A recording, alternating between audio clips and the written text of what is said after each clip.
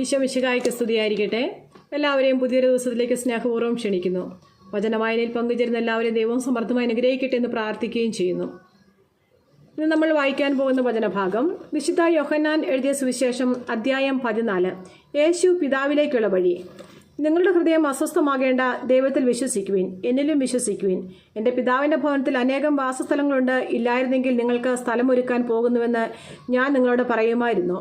ഞാൻ പോയി നിങ്ങൾക്ക് സ്ഥലം ഒരുക്കി കഴിയുമ്പോൾ ഞാൻ ആയിരിക്കുന്നിടത്ത് നിങ്ങളും ആയിരിക്കേണ്ടതിന് ഞാൻ വീണ്ടും വന്ന് നിങ്ങളെയും കൂട്ടിക്കൊണ്ടു പോകും.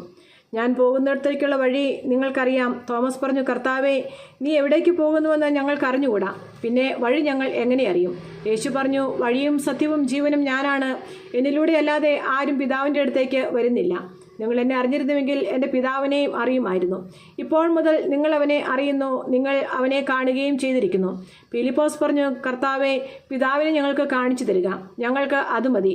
യേശു പറഞ്ഞു, ഇക്കാലം അത്രയും ഞാൻ നിങ്ങളോട് കൂടി ഉണ്ടായിരുന്നിട്ടും ഫിലിപ്പോസേ, നീ എന്നെ അറിയുന്നില്ലേ? എന്നെ കാണുന്നവൻ പിതാവിനെ കാണുന്നു. പിന്നെ പിതാവിനെ ഞങ്ങൾക്ക് കാണിച്ചു തരിക എന്ന് നീ പറയുന്നത് എങ്ങനെ?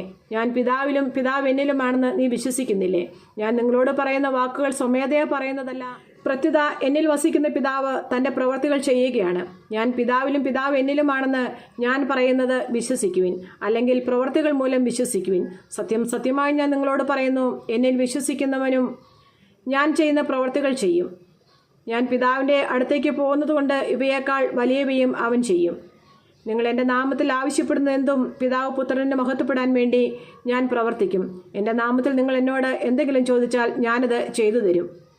പരിശുദ്ധാത്മാവിനെ വാഗ്ദാനം ചെയ്യുന്നു.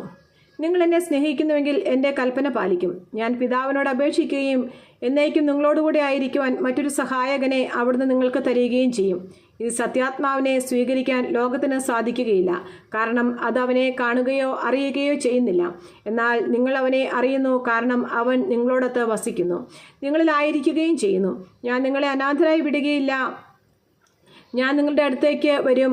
അല്പസമയം കൂടി കഴിഞ്ഞാൽ പിന്നെ ലോകം എന്നെ കാണുകയില്ല, എന്നാൽ നിങ്ങൾ എന്നെ കാണും. ഞാൻ ജീവിക്കുന്നു, അതിനാൽ നിങ്ങളും ജീവിക്കും. ഞാൻ എൻ്റെ പിതാവിലും നിങ്ങൾ എന്നിലും ഞാൻ നിങ്ങളിലുമാണെന്ന് ആ ദിവസം നിങ്ങൾ അറിയും. എൻ്റെ കൽപ്പനകൾ സ്വീകരിക്കുകയും പാലിക്കുകയും ചെയ്യുന്നവനാണ് എന്നെ സ്നേഹിക്കുന്നത്. എന്നെ സ്നേഹിക്കുന്നവനെ എൻ്റെ പിതാവും സ്നേഹിക്കും. ഞാനും അവനെ സ്നേഹിക്കുകയും എന്നെ അവനെ വെളിപ്പെടുത്തുകയും ചെയ്യും. യൂദാസ് കറിയാത്തയല്ല അവനോട് പറഞ്ഞു, കർത്താവേ, നീ നിന്നെ ഞങ്ങൾക്ക് വെളിപ്പെടുത്താൻ പോകുന്നു, എന്നാൽ ലോകത്തിന് വെളിപ്പെടുത്തുകയില്ല എന്ന് പറഞ്ഞത് എന്താണ്? യേശു പ്രതിവചിച്ചു, എന്നെ സ്നേഹിക്കുന്നവൻ എൻ്റെ വചനം പാലിക്കും. അപ്പോൾ എൻ്റെ പിതാവ് അവനെ സ്നേഹിക്കുകയും ഞങ്ങൾ അവൻ്റെ അടുത്ത് വന്ന് അവനിൽ വാസമുറപ്പിക്കുകയും ചെയ്യും. എന്നെ സ്നേഹിക്കാത്തവനോ എൻ്റെ വചനങ്ങൾ പാലിക്കുന്നില്ല. നിങ്ങൾ ശ്രവിക്കുന്ന ഈ വചനം എൻ്റേതല്ല, എന്നെ അയച്ച പിതാവിൻ്റേതാണ്. നിങ്ങളോടുകൂടെ ആയിരിക്കുമ്പോൾ തന്നെ ഇത് ഞാൻ നിങ്ങളോട് പറഞ്ഞിരിക്കുന്നു. എന്നാൽ എൻ്റെ നാമത്തിൽ പിതാവ് അയക്കുന്ന സഹായകനായ പരിശുദ്ധാത്മാവ് എല്ലാ കാര്യങ്ങളും നിങ്ങളെ പഠിപ്പിക്കുകയും ഞാൻ നിങ്ങളോട് പറഞ്ഞിട്ടുള്ളതെല്ലാം നിങ്ങളെ അനുസ്മരിപ്പിക്കുകയും ചെയ്യും. ഞാൻ നിങ്ങൾക്ക് സമാധാനം തന്നിട്ട് പോകുന്നു, എൻ്റെ സമാധാനം നിങ്ങൾക്ക് ഞാൻ നൽകുന്നു. ലോകം നൽകുന്നത് പോലെയല്ല ഞാൻ നൽകുന്നത്. നിങ്ങളുടെ ഹൃദയം അസ്വസ്ഥമാകേണ്ട, നിങ്ങൾ ഭയപ്പെടുകയും വേണ്ട.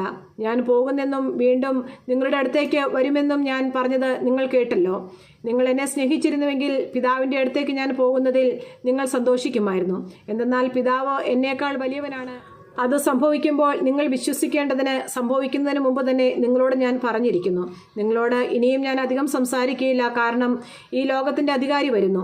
എങ്കിലും അവൻ എൻ്റെ മേൽ അധികാരമില്ല. എന്നാൽ ഞാൻ പിതാവിനെ സ്നേഹിക്കുന്നുവെന്നും അവിടുന്ന് എന്നോട് കൽപ്പിച്ചതുപോലെ ഞാൻ പ്രവർത്തിക്കുന്നുവെന്നും ലോകം അറിയണം. എഴുന്നേൽക്കുവിൻ, നമുക്ക് ഇവിടെ നിന്ന് പോകാം. നമ്മുടെ കർത്താവായ യേശു മിശിഹായ്ക്ക് സ്തുതി. സങ്കീർത്തന പുസ്തകത്തിലുള്ള വായന. അധ്യായം 82. ദൈവം ന്യായാധിപന്മാരുടെ വിധികർത്താവ്. ദൈവം സ്വർഗീയ സഭയിൽ ഉപവിഷ്ടനായിരിക്കുന്നു. അവിടുന്ന് സ്വർഗവാസികളുടെ ഇടയിൽ ഇരുന്ന് ന്യായം വിധിക്കുന്നു. നിങ്ങൾ എത്രകാലം നീതിവിരുദ്ധമായി വിധിക്കുകയും ദുഷ്ടരുടെ പക്ഷം പിടിക്കുകയും ചെയ്യും? ദുർബലർക്കും അനാഥർക്കും നീതി പാലിച്ച് കൊടുക്കുവേൻ. പീഡിതരുടെയും അഗതികളുടെയും അവകാശം സ്ഥാപിച്ചു കൊടുക്കുവിൻ. ദുർബലരെയും പാവപ്പെട്ടവരെയും രക്ഷിക്കുവിൻ. ദുഷ്ടരുടെ കെണിയിൽ നിന്ന് അവരെ മോചിപ്പിക്കുവിൻ. അവർക്ക് അറിവില്ല, ബുദ്ധിയുമില്ല. അവർ അന്ധകാരത്തിൽ തപ്പിത്തടയുന്നു. ഭൂമിയുടെ അടിസ്ഥാനങ്ങൾ ഇളകിയിരിക്കുന്നു. ഞാൻ പറയുന്നു, നിങ്ങൾ ദൈവങ്ങളാണ്. നിങ്ങളെല്ലാവരും അത്യുന്നതൻ്റെ മക്കളാണ്. എങ്കിലും നിങ്ങൾ മനുഷ്യരെ പോലെ മരിക്കും, ഏത് പ്രഭുവിനെ പോലെയും വീണുപോകും. ദൈവമേ, എഴുന്നേറ്റ് ഭൂമിയെ വിധിക്കണമേ. എല്ലാ ജനതകളും അങ്ങയുടേതാണ്. ദൈവമായ കർത്താവിന് സ്തുതി.